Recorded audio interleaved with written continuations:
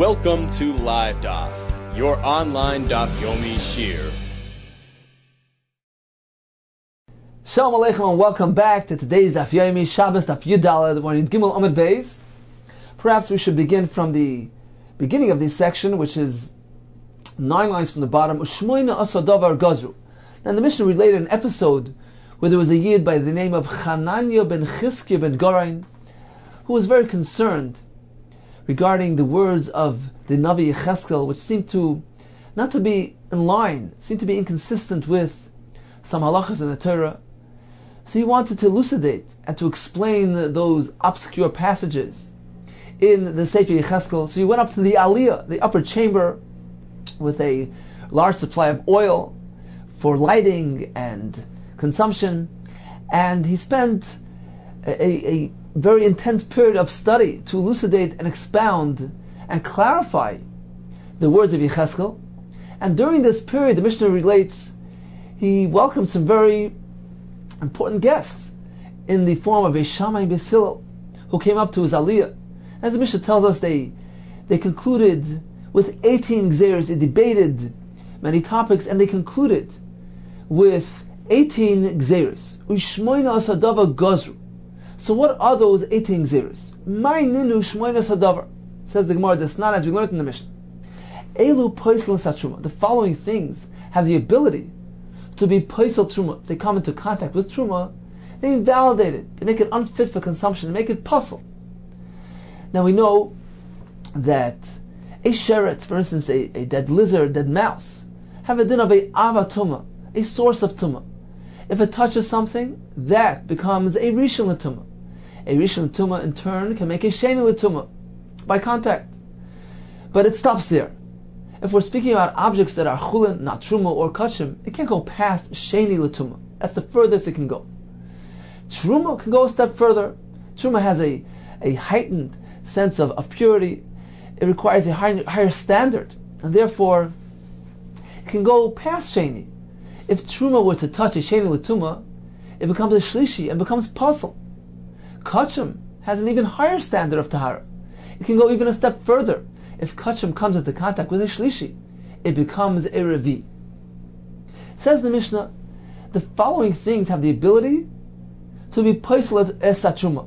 They have a status of a sheni l'tuma, which, when it comes into contact with truma, it makes it puzzle. And what are these items? So all these items are not a sheni l'tuma min ha-Torah, but merely as a result, as a consequence of the gzera. They were one of those yudches gzeras. This non elu poisel satruma. What are they? Ha'oichel, a person who eats. What does he eat? He eats oichel rishon, food which is tamei, which has a din of a rishon l'tuma. So in this case, he has a din of a sheni l'tuma, and if he comes into contact with truma, he makes it puzzle. Ve'oichel, or one who eats, ha'oichel sheni, he eats food which is a sheni l'tuma. In this case as well, he assumes the status of sheni l'tuma, and if he comes into contact with truma, he's poisel as ha-truma. Ve'hashoisa mashkin tmeim. Similarly, if one drinks liquids which is tamei, he has a din of a sheni l'tuma and is poisel as ha-truma.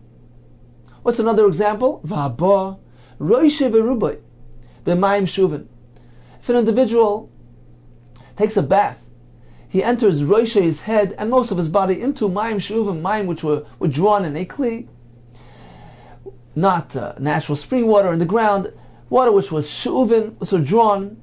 In this case, he becomes a sheni l'tuma, and he is poisel as ha-truma when he contacts truma.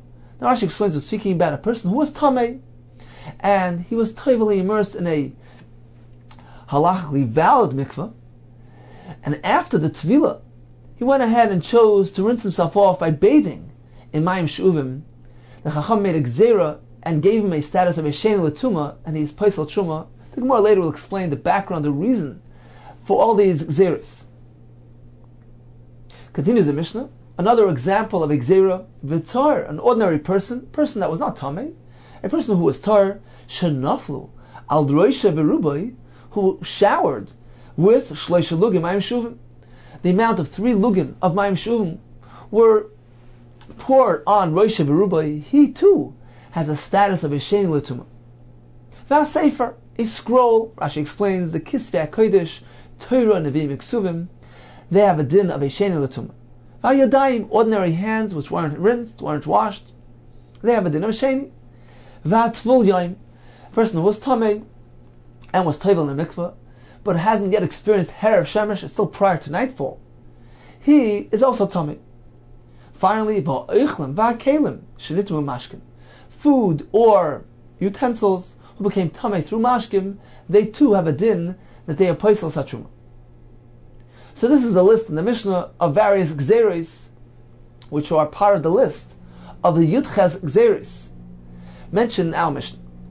The Gemara will explain. Mantana, who is this author? Who is this shita who holds that one who eats ha'oichel, one who eats oichel rishon, food which is a rishon l'tumah, or he eats oichel sheni, mifsal pasli, this person assumes the status of a sheni l'tumah.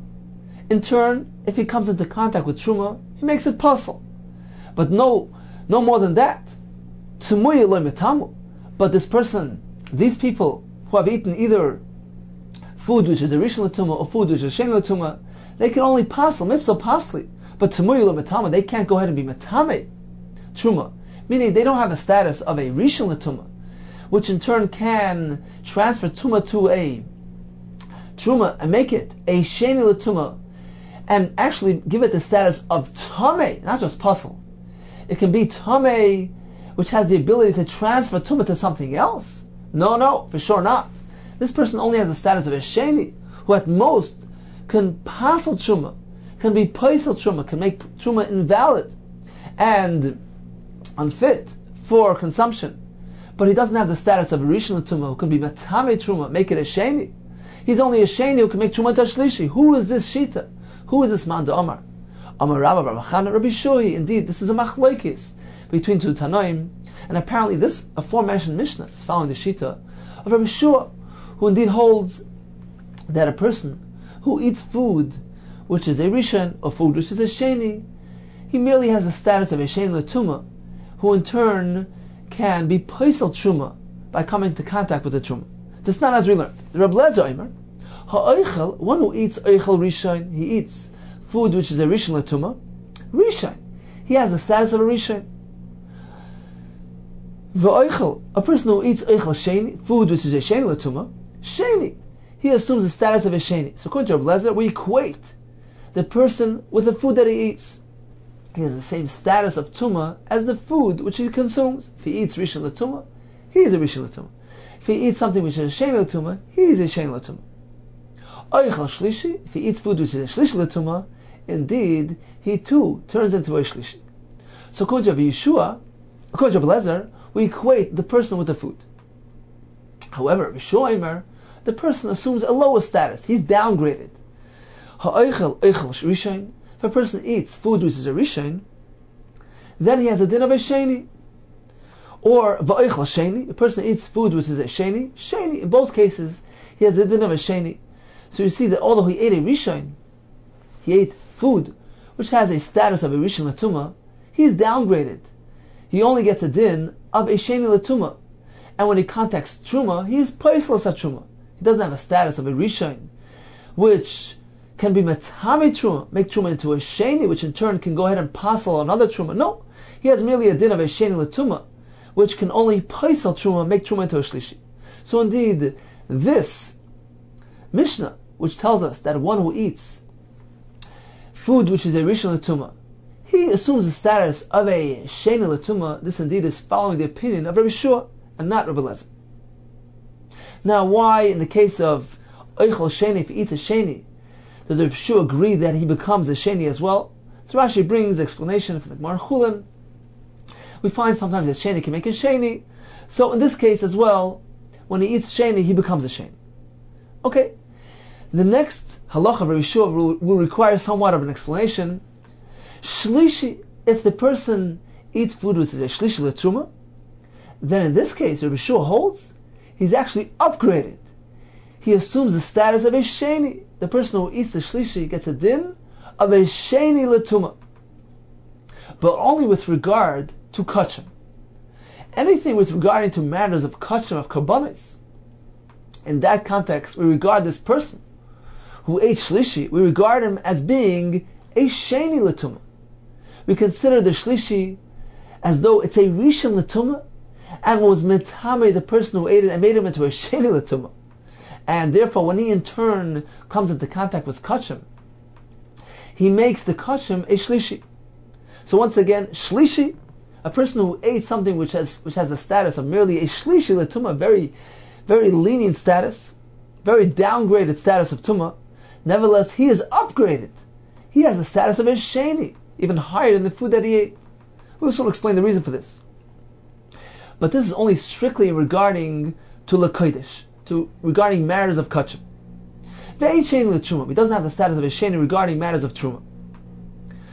As Rashi explains, that since kachim has a very high standard of tahara, requires a great higher standard of safeguarding, of shmira, therefore we're concerned that something which is even a shlishi l'tumah, with regard to kachim relates to it as though it became tameh entirely, as though it has the highest, most stringent form of tumas oichel, which is a rishon. And the Gemara concludes, what type of shlishi are we speaking about? We're speaking about chulin, shenasu al taras truma. We're speaking about actually chulin, not truma or kachim. Now, how could chulin become a shlishi? We explained earlier, chulin at most could become a sheni and not a shlishi. The Gemara answers that question. We're speaking about a unique case where chulin was prepared with the highest standard, the high standard of truma, not the standard of kachim, but the standard of truma. So, since truma was prepared with the same standard of purity, which was regarded, which was applied to truma, so this chulin assumes a higher standard, a higher status, and in certain respects, it assumes the halachas of truma, and it too can become a shlishi. Once again, b'chulin shanasu al taras truma. We're speaking about chulin, which was prepared with the same standards as truma. Rashi explains elsewhere that this was a unique circumstance where kohanim, since they need to be careful with their truma, they need to eat their truma b'tahara.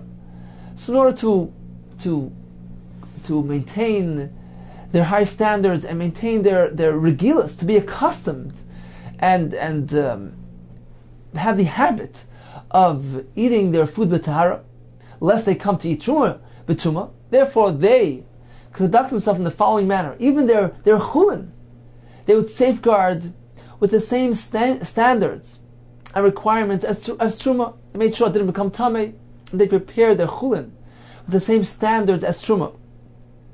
So in that case, explains Rashi elsewhere, the chulin assumes the higher standard. It gets, in certain regards, it gets the halachos of truma, and it can become a shlishi as well. Just as truma can become a shlishi, this type of chulin has a standard and the status of truma, and it too can become a shlishi. So this is the type of item we're speaking about in our Gemara. The chulin which was prepared with the same standard as truma, and it became a shlishi. Apparently it wasn't washed well enough, it wasn't guarded meticulously enough, and it became a shlishi, it became tameh, became a shlishi l'tumah. In this case, says the Mishnah, this chulin which has a din of a shlishi l'tumah, with regard to kachim, it has a din of a rishon l'tumah. Why is that? Because kachim takes a look at this item and says, well, apparently he faulted somewhat in his vigilance. He wasn't careful enough with this chulin. It became tameh, right? So, as far as we're concerned, as far as kachim is concerned, we regard this as if it became a tameh with a very high level of tumah, as if it became a tameh, a rishon l'tumah. It's not merely a shlishi. As far as we're concerned, we view it as a rishon, and therefore, anything that comes into contact with this food gets a din of a sheni. And therefore, the Mishnah tells us that a person who eats this chulin which was prepared on the standard of truma, was nasu al taras truma, and this chulin became a shlishi. A person who eats this item, he has a din of a sheni l'tumah with regard to kachim. with regard to matters of kachim, we assume that this chulin was actually a rishon, and therefore one who eats it becomes a sheni. And if he touches kachim, the kachim becomes a shlishi.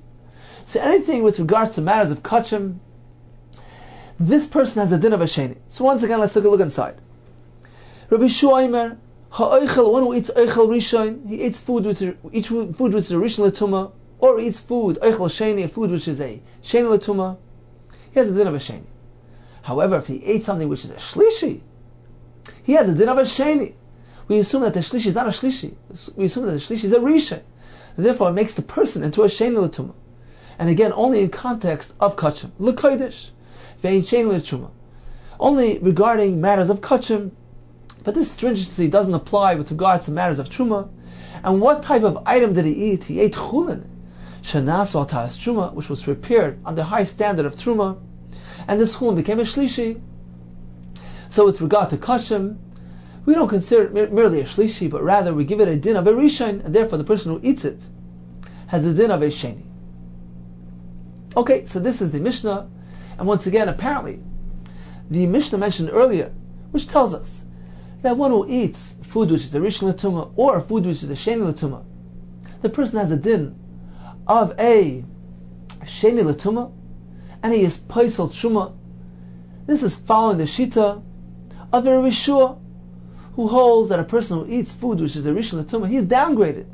He merely has a din of a sheni l'tumah, and he is paisel as a truma. So this is the shita. He is the author. He is the man da'amar of the aforementioned Mishnah. Now the Gemara will proceed to analyze what is the reason behind these gzeres. Says the Gemara, Oichel, one who eats oichel rishon, food which is a rishon l'tumah, or he eats who is oichel sheni, food which is a sheni l'tumah, we give him a din of a sheni l'tumah, and he is paisel truma. My timer, God's rabbanon tumah. Why did the rabbanon apply a gzera? Says the Gemara for the following reason. We're concerned about the following scenario. The zimnan, occasionally the achol echlon tmeim, a person perhaps will eat food which is tamei, chulin tmeim, which is allowed to be eaten when it's tamei. The problem is, when he goes and eats this food, at the same time, v'shakal mashkin the truma, perhaps he will take mashkin, liquids of truma, v'shadil pume, and he will put it into his mouth simultaneous with the food that is contained in his mouth, which is tamei. And what will happen as a result? Subsequently, upasalu, the food which is tamei, contained in his mouth, will be paisel the mashkin truma, which joins them. Therefore, he's going to be over an issa. Rashi explains, one is not allowed to pasal truma, and on account of this scenario, the Chacham erected a safeguard. Therefore, the Chacham made a gzera. If one eats food which is tamei, he becomes a sheni l'tumah, and he must keep away from truma. And this was enacted on account of this concern that a person should not go ahead and put mashkin of truma into a mouth which already contains food which is tamei. By doing so, he's going to pasal a truma. He's going to be doing an issa, as Rashi explains. The Rasha actually asks, why does Rashi need to explain that the problem here is that he's going to be doing an issa by being paisel the mashkin or truma? We have a more simple reason. The mashkin of truma, which is pasal, is unfit for consumption. He's not allowed to drink it. But in any case, this is the concern. We're afraid for this scenario, and therefore the Chacham made a gzera. The one who eats food which is tamei, keep away from truma. In this way, he won't come to this problem. Continues the Gemara, shoysa mashkin tmeim, my time goes rabbanon. What about the other case? One who drinks mashkin tmeim, Chacham made a gzera, then he becomes kapasal truma. What is the reason for that gzera? So it's very simple. The same case in the reverse. The zimnin, perhaps occasionally a person will be shasa mashkin tmeim. Perhaps the person drank liquids which is tamei, chulin tmeim, which is allowed. But the problem is, v'shakal eichlon the truma v'shadil pume. When he has those liquids in his mouth, perhaps he will go ahead and take eichlon the truma, food of truma, and will eat it simultaneously with the mashkin tmeim in his mouth. Upasalu. In this case as well, the mashkin tmeim will pasal the truma, the food of truma, which just entered his mouth. And on account of this concern, the Chacham made a gzera that here too, one who drinks mashkim tmeim, he becomes like a sheni l'tumah, and he's meant to keep away from truma. In this case, as a result, he won't come to bring any food of truma into his mouth. Okay, says the Gemara, so we have two gzeres, very similar gzeres. The first gzer is one who eats oichon tmeim. The gzer there is on account of a concern that he might add some liquid to his food.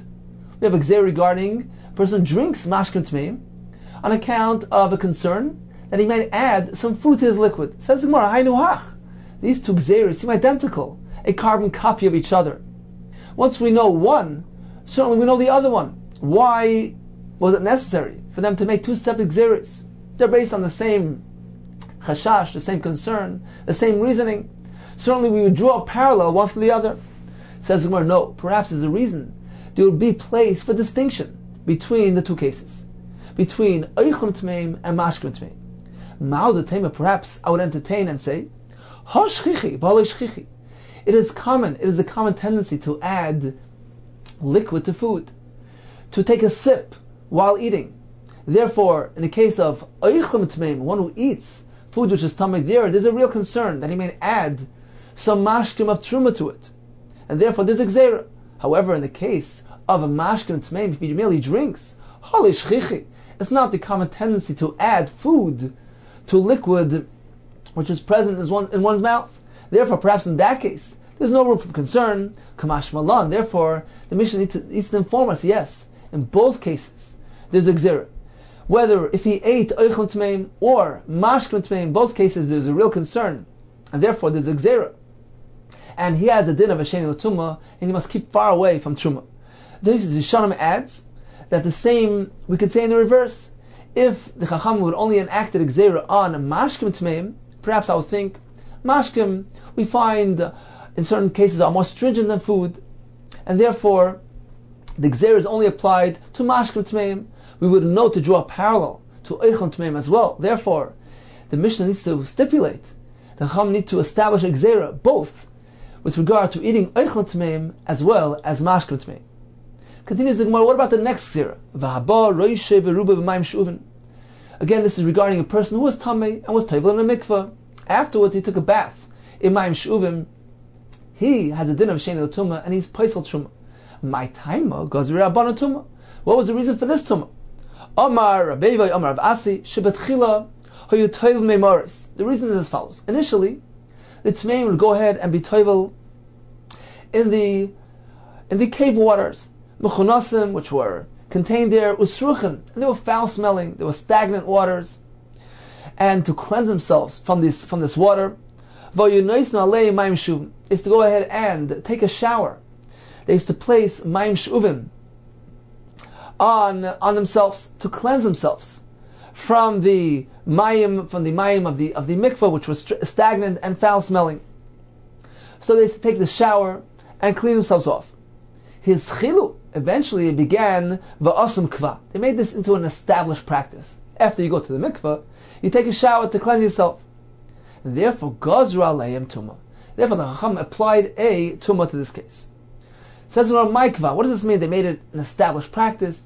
And what is the reason for the gzera of tumah? What's wrong with this custom? Amar Abaye. The reason is as follows. It created confusion.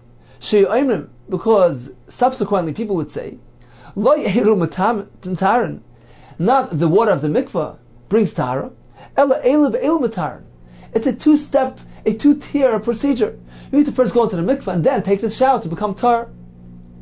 And therefore the Chachamim didn't like this conclusion and this erroneous conclusion that people were making, and therefore they enacted gzera and made this person tamei as a result of this practice. Amalei Rava, my nafkamina, what difference does it make? If people come to this conclusion, they think that tahara requires a two-step procedure. In any case, they're going to the mikveh. They're first going to the legitimate mikveh, and only then taking the shower. So, what's the big deal? Elama Rava. Rather, Rava says the following reason. The conclusion was as follows. They would come to an erroneous picture of things. They would say, Lo elu mataran ela elu mataran. It's not the mikveh that makes you tar, but rather it's the shower that makes you tar. And therefore, the whole concept of mikveh will become batal, nullified, and forgotten. And as a result, the Chachamim needed to make a gzera and declare that anybody who, after being toivel in a legitimate mikveh, goes ahead and takes this shower, he becomes tamei, becomes a sheni l'tumah. And this will ensure that people would have things in the right perspective and would realize that it is the kosher mikveh that makes you tar. Continues the Gemara, what was the next gzera? V'tar, an ordinary person, shenaflu al roishe v'rubai, shloisha lugin mayim shuvim. A person who took a shower with 3 lugim of mayim shuvim, so the 3 lugim were poured over his head and a greater portion of his body, and as a result, he becomes tamei, and it can be paisel truma. Says Gemara, my taima, gazi rabbanu tuma. What was the reason for this tuma? Answers the Gemara, indeed, this is not an independent gzera, it's not a standalone gzera, but rather it was related to the previous gzera regarding a person who was toivel in a mikveh, a person who was tamei and was toivel, and now is a tful yaim, and the gzera was that if he gets involved with mayim shuvim, he becomes tamei. This second gzera, which was applied to any person, even not a tful yaim, is actually an extension of that gzera. Why? What's the connection? It says, not for the fact that the Chachamim enacted a gzera for every person, lo kaimaha. The first gzera would not endure either. Why? Because the general public would look at it strangely. It would say, it's inconsistent. How can you say that for one person, for a tful yaim, the mayim shuvim is matame, but for every other person not? It's inconsistent and something that wouldn't be acceptable on the general public. Therefore, the Chacham need to enact another gzera and apply the tumah to the general public as well. Any person who took this shower becomes tamei. By doing so, they ensured the endurance of the first gzera as well. Continues more of a sefer. What about a scroll? My taima gazi rabbanu tumah. What was the reason for this tumah? Avram Mesharshir. Shebetchila initially hoymatznian as oichlin the truma. People would hide their truma, their foodstuffs of truma. Eitz sefer Torah, near the sefer Torah. V'amur, they would say as follows. What's the difference? Hai kodesh, vai kodesh. Both of them are holy. The truma is kodesh and the sefer Torah is kodesh. And as a result, what happened? Kiva and the Chachazu, the Chachamim saw that the food attracted the mice, which chewed into the svarim and damaged it. Therefore, the Chacham wanted to discourage this behavior, and as a result, they enacted a tumah on the Sifrei Kodesh, and therefore one will certainly not place a truma next to it. Vayadayim, what was the gzera of hands, ordinary hands? The reason for that is because hands tend to be active and come into contact with unclean things, and it's not proper respect for truma to be handled with these soiled hands. Therefore, the Chachamim required that the hands need to be rinsed.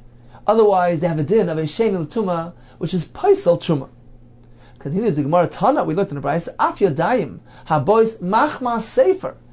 Not only stam yadayim, but also yadayim that came into contact with the kisvei HaKodesh, they also become tamei, and they are poistless as truma.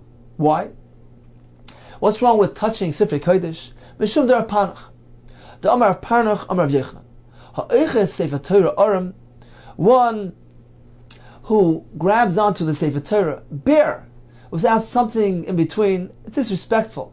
Nikbar Aram, he will be buried without any shrouds. Says more, Aram Sakadaitach, is this the consequence? No, Ella Amar of Zera Aram B'lei Mitzvahs. What he meant to say was that he'll pass away, he'll die Aram B'lei Mitzvahs. He'll be bare of any mitzvahs as a consequence of mishandling the Sefer HaKodesh, the Sefer Torah, with bare hands. Says the Gemara, B'lei Mitzvahs Al-Kadaitach, you mean to say literally without any mitzvahs? That's a very severe consequence. Ela'ema Aram B'lei Oisa Mitzvah. We mean to say, if one handles Sefer Torah with bare hands, he will pass away from the world without meriting, without having this mitzvah on his account. Which mitzvah? the mitzvah that he was involved in when he handled the Sefer Torah in a disrespectful manner, whether he's reading the Sefer Torah or rolling, being good at the Sefer Torah. So this is the consequence. He will not have that specific mitzvah. So we see from here that one is not meant to handle the Sefer Torah Aram in a bare manner, and therefore the Chachamim were concerned about that and said that anybody who does so, who comes into direct contact with the Sefer Torah, his hand becomes a sheni l'tumah. His hands become sheni l'tumah, and if they touch truma, they apostle the truma. Now Tosfos points out that we know that this gzera of yodayim machmas sefer, hands which come into contact with sefer, they become a sheni l'tumah. We know this applies to kol kisvei kodesh, to all kisvei kodesh. So apparently, says Tosfos, it is ksas mashma, it's a bit mashma from here, that the prohibition against handling the sefer aram, bare, applies to all kisvei kodesh. Since we see that the gzera was applied to all kisvei kodesh, and what is the reason for this gzera? The reason why the Chachamim applied a tumah to a hand which is machma sefer, which came into direct contact with the sefer. What is the reason for this tumah? So that a person doesn't handle the sefer aron directly. Apparently, this concern, this prohibition applies to all kisvei kodesh. So says Tosfos. Says Gemara, okay, so we have two gzeros regarding yodayim. We have stam yodayim, ordinary hands which weren't rinsed. They have halacha of a sheni l'tumah. In addition, the Gemara told us also yodayim that come machma sefer, that came into direct contact with the sefer, they too have a din of a sheni l'tumah. Says Gemara, high gaza bereisha. Which one of these takanos was enacted first? Elaim, if you're going to say ha gaza bereisha, that the halacha of stam yodayim comes first. If so, why was it necessary to add the other gzera? Kivan the hach gaza bereisha hasulamali. If the Chacham made a gzera, a blanket gzera, that all hands, stam yadayim, ordinary hands, have a din of a sheni l'tumah, so why was it necessary to add another gzera, that yadayim that came into contact with the sefer, they too have a din of sheni l'tumah? Aren't they included in the first gzera? Says Tosfos, what do you mean? Perhaps the reason why the Chacham need to add another gzera is for the following scenario: if a person washed his hands, so now his hands are tar, and immediately afterwards he came into contact with his sefer. And in this case, he already cleansed his hands from the tumah of stam yadayim. Therefore, the Chachamim need to add another gzera, that even in this case he's tummy because he came into contact with the sefer. So Tosfos, this scenario is not common, it's not shchiach, it's mostly shchicha. Therefore, it's not plausible. The Chacham will go ahead and be masakin and new gzera just to address this case which is rare and uncommon. Okay. Says the Gemara, so it can't be that the gzera of stam yadayim comes first. Ella, it must be hach gaza bereisha. First, they made the gzera of the yadayim that came into direct contact with the sefer. V'hadar, and afterwards they added the other gzera, v'hadar gaza b'kul yadayim, that every ordinary hand also has a din of a sheni l'tumah. Continues the Gemara, what was the next gzera? Tvul yayim. He has a din of a sheni l'tumah. One who was toivel and is still prior to Herav Shemesh, prior to nightfall. He's a tvul yayim. He has a din of a sheni l'tumah. This was one of those gzeros, the Rabban. Says the Gemara, indeed, Tvul Yom Deiraisu. Tvul Yom has a din of Sheni l'tumah midaraisa. T'chsiv, uba shemesh v'tor. Only after sundown, sunset, will he be considered to be completely tar. Apparently beforehand, he's still tummy. Second, you list this as one of those gzeros, the Rabban. Says the Gemara, indeed, the Sami Mekan Tvul Yom. Tvul Yom will be erased from the list of the gzeros. It's not one of the 18 gzeros. It is a din d'oraisa. Continues the Gemara, what else was on the list of gzeros? Food stuff that became tamei through contact with mashkin. This is what type of mashkin, what type of liquids are we speaking about? Mashkin demai. Even mashkin haba machmas sheretz. We're speaking about liquids that became tamei by coming into contact with a dead sheretz. Says the Gemara, that's not the Rabbanan. It says d'oraisa ninu. This is a tumah d'oraisa. Why? Because the sheretz is a avatuma. If it touches liquid, the liquid become a rishon l'tumah. And when the mashkim touch eichlin, the eichlin ashenu l'tumah. And this is a din d'oraisa. Says Gemara once again, ilam mashkin haban machma sheretz d'oraisa ninu. These mashkim are tumah d'oraisa. They're rishon l'tumah. And in turn, when they touch truma, this truma becomes a sheni l'tumah midaraisa. D'chsiv b'chol mashka she'yisasa. liquids which can be drunk, and the Gemara learns from here that mashkim which touches the sheretz becomes a rishon l'tumah. So it can't be speaking about this case, which is tamim min Torah. It's not really one of the gzeres rabban. Ella, rather, we're speaking about mashkim haba machmas yodayim. We're speaking about mashkim which are tamei, not min Torah. They're only tamei min rabbanan. For instance, if yodayim, ordinary hands, as we just learned, have a din of a sheni l'tumah, with rabbanan, unrinsed hands have a din of a sheni l'tumah. So if these hands come into contact with mashkim, midrabanan they consider these mashkim as a rishon l'tumah, and they have the power to go ahead and be paisel as truma. If this mashkin touches truma, the truma becomes pasul. So this is merely a din d'rabbanan, a gzeira d'rabbanan. Why did the rabbanan say that food stuff comes into contact with this mashkin, which became tamei on account of yodayim? Why does it have the power to go ahead and carry over the tumah? Ugzera mishum mashkin haba machasheretz, on account of gzera, on account of mashkin, which came into contact with the sheretz. As we said, the mashkin which comes into contact with the sheretz is a rishon l'tumah. The sheretz is a avatuma. If it touches mashkin, the mashkin is a rishon l'tumah min Torah. Therefore, the Chacham said that any mashkin which comes into contact even with one's hands, which are merely a sheni l'tumah midrabanan, these mashkim assume a higher status of a rishon l'tumah, and in turn they can go ahead and be matame food which comes into contact with these mashkim. Rashi explains why was mashkim so stringent, why the Chacham were so severe regarding mashkim. We don't find the severity regarding oichlim.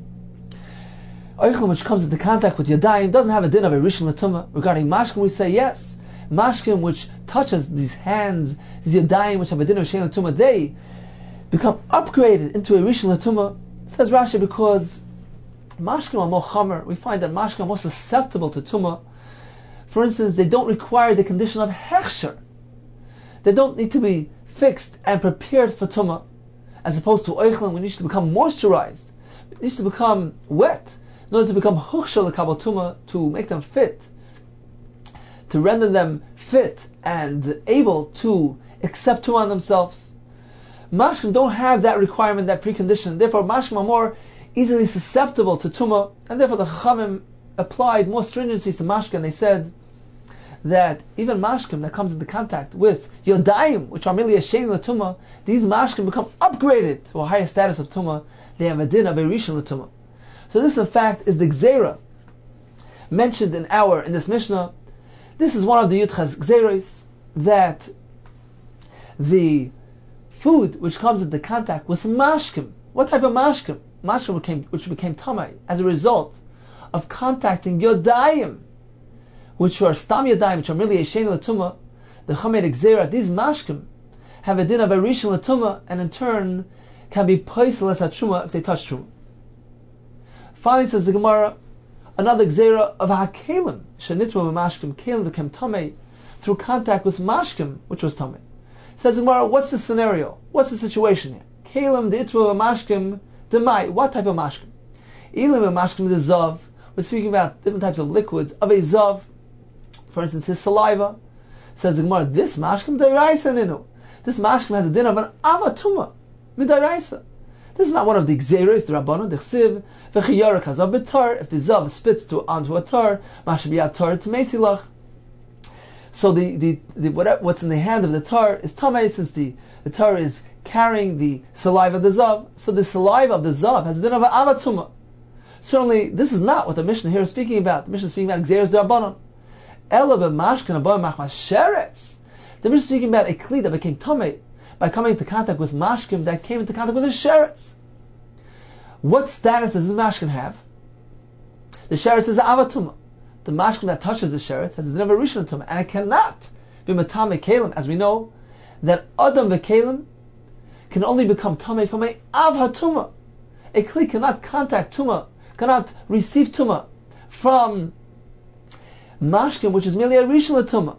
The sheretz touched the mashkim, which made the mashkim a rishon. This mashkim, which is a rishon, cannot minat Torah be matame the kli. The kli cannot contract tumah from this mashkim. However, midrabanan, there's a gzera that yes, even this mashkim can be metame the kli to the extent that the kli becomes a shein l'tumah and is paisal truma when it touches truma. Why? What is the basis for this gzera? Says the Gemara, gzera mishum mashkim dezav. The Chacham said that this mashkim that came into contact with a sheretz and is merely a rishon l'tumah, why does it have the power to be metame a kli? Says the Gemara, yes, the Chacham gave it the status of a avatuma. They gave the mashkim the din of a avatuma. Why? Gzera mishum mashkim dezav. On account of mashkim zav, the saliva of a zav, which has a din of avatuma. And based on that, the Chachamim gave the din of avatuma to this mashkin as well. And they gave it the ability to memetame even a kli. So this indeed is the gzera mentioned in the Mishnah, that a sheretz touched mashkin, the mashkin became a rishon.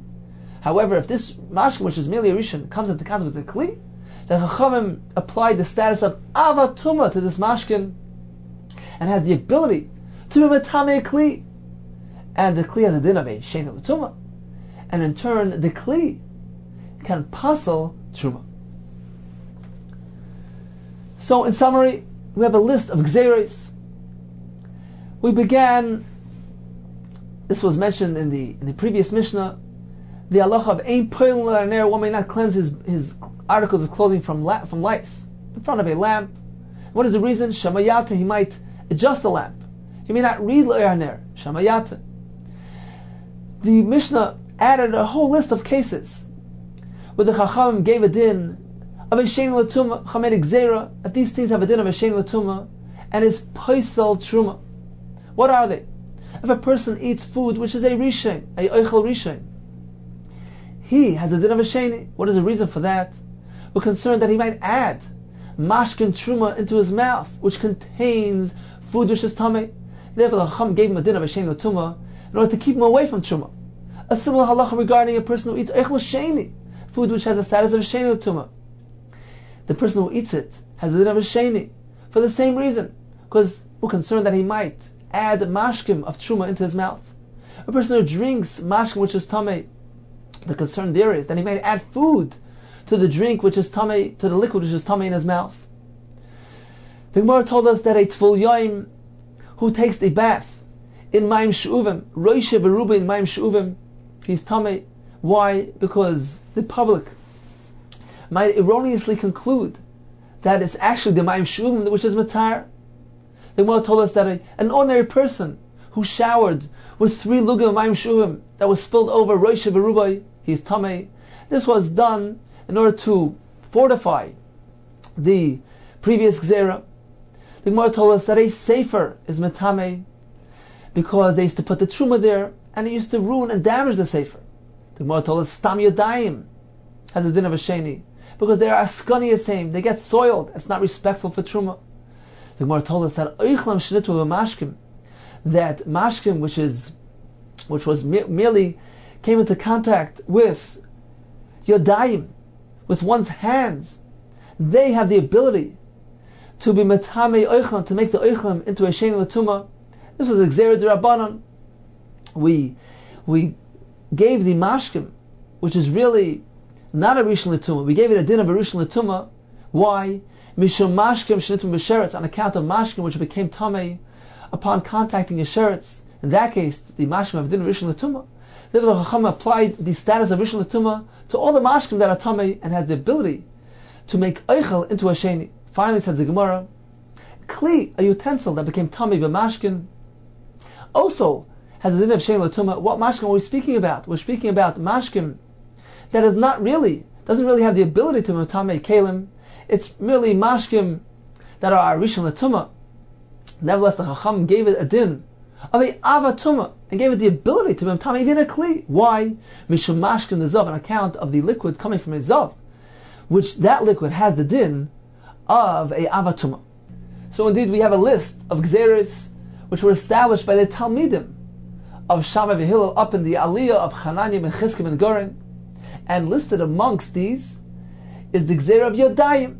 Says the Gemara, the Yodayim, this gzera of Yodayim, a Talmidei Shammai v'Hillel Gazer, this was established by the students of Shammai v'Hillel, we find elsewhere that it was actually Shammai and Hillel themselves, the teachers themselves, not their Talmidim, who established this Gzera. Shammai and Hillel themselves, Gazer, were the ones who made the Gzera. The Sani, as we've seen the following brayso. Yosi ben Ezer Treda, Yosi ben Yechon Ish Yerushalayim. These two people made the following Gzeras. Gazer Tumah L'Etza Amim. They applied Tumah to the entire Chutzlaretz, as Rashi explains, since the Goyim were not meticulous in marking their graves.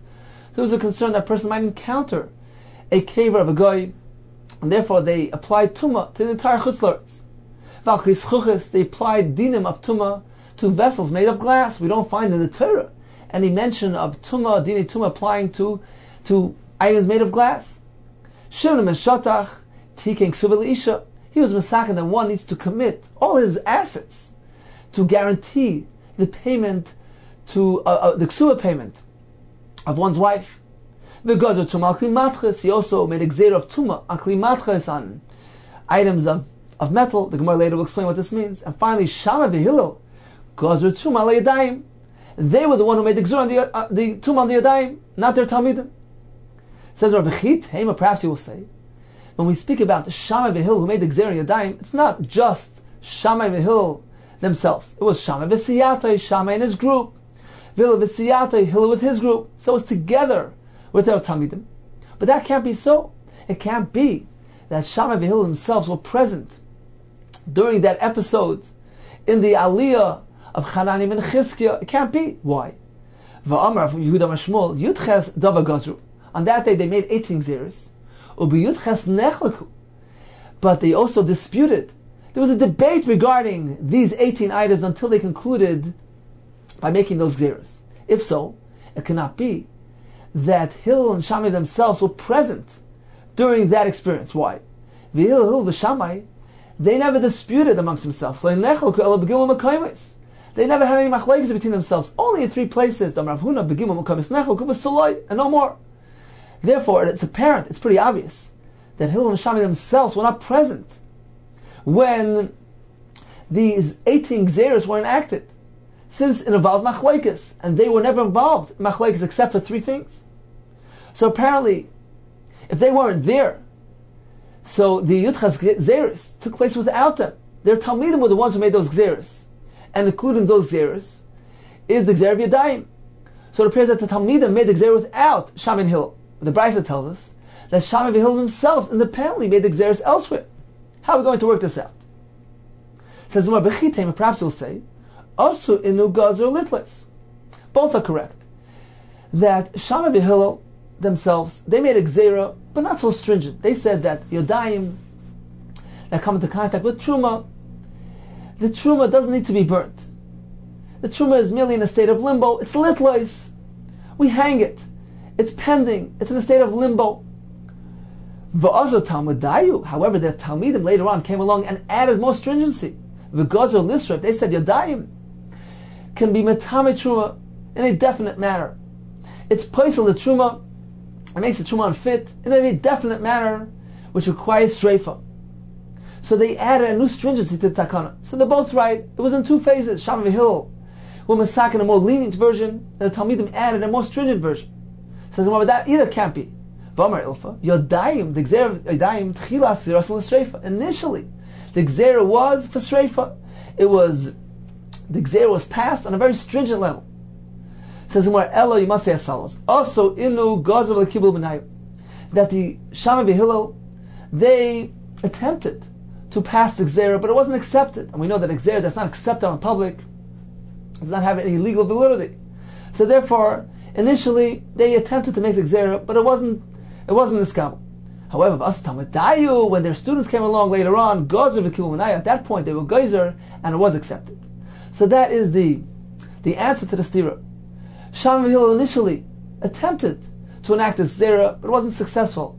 When the Talmidim enacted the Gzera, then it was iskabel, and it became a Gzera. Says Rav Akati Shlomo Gazer. How can you say that it was them who made the takana? It was actually Shlomo Melech who made the Gzera. When Shlomo Melech was masakin the following 2 things: Erevin and Til Sadayim, the halacha of Erevin, that one is not allowed to carry from one Rishus Hayachet to another Rishus Hayachet without making Erev Chatzeris, Unetilas Yodayim, He also said that one needs to rinse his hands, otherwise yodayim are tamei. So when he established these two things, Yotza Baskal va'amra B'ni im chacham libecha, this is referring to the wisdom of Shlomo. My son, if your heart is wise, yismach li b'gam ani, my heart would also be happy. Chacham b'ni v'samach libi v'ashiv v'chafi davar. So you see, it was actually Shlomo Melech who made the takon of Yodayim, and as a result, the Baskal exclaimed at satisfaction. Says more indeed, there were actually three phases to the Gzera. Initially, it was Shlomo Melech who initiated this Gzera, Asa Shlomo Gazal Kachim. However, his Gzera was strictly regarding Kachim, that the hands have a din of Tumah only with regard to Kachim, because Kachim requires a high standard of purity. However, V'asu Inu, Shammai and Hill and their Talmidim came along and added a stringency of a Gazer after Truma, even regarding Truma. If the Yadayim come into contact with Truma, the Yadayim have a din of a Shein L'Tumah. So it took place in three phases. First, it was Shlomo Melech for Kachim. Then Hilva Shammai attempted to make the Gzera regarding Truma, but it wasn't accepted. Then the Talmidim came along and made the same Gzera L'Truma, and at this point it was accepted and became a legal Gzera. So in summary, we learned in today's daf a list of the Gzeros from the Yudches Gzeros. We began referencing the former Mishnah, which had two of them of Ein Poil Le'arner, Ein Koil Le'arner. In today's blot, we have a list of things which the Chachamim gave a din of a Shein L'Tumah, which is Paisel Truma. If a person eats Eichel, which is a Rishon L'Tumah, or he eats Eichel, which is a Shein L'Tumah, or he drinks Mashkin Tmeim, a Tful Yaim, who takes a bath in Ma'im Shuvim, an ordinary person, which was Naflu Olav, 3 Lugan of Ma'im Shuvim, Sifrei HaKodesh Amatame, Stam Yadayim Amatame, food which became Tamei with Mashkim.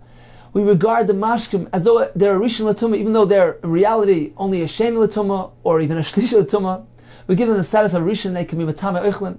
Kalim that became Tamei through Mashkin, even Mashkim which are lenient, which are merely a Rishon L'Tumah. The Chachamim gave the Mashkim a din of an Avatumah and the ability to be Matame Kalim. Finally, the Gemara said regarding the Takon of Yodayim, we have 3 phases. Shlomo Melech initiated only regarding Kachim. Hillel v'Shammai attempted to apply the Zera even regarding Chulin, regarding Truma. They weren't successful. It was the Talmidim who eventually was successful in enacting this Zera, even regarding Truma as well as Kachim.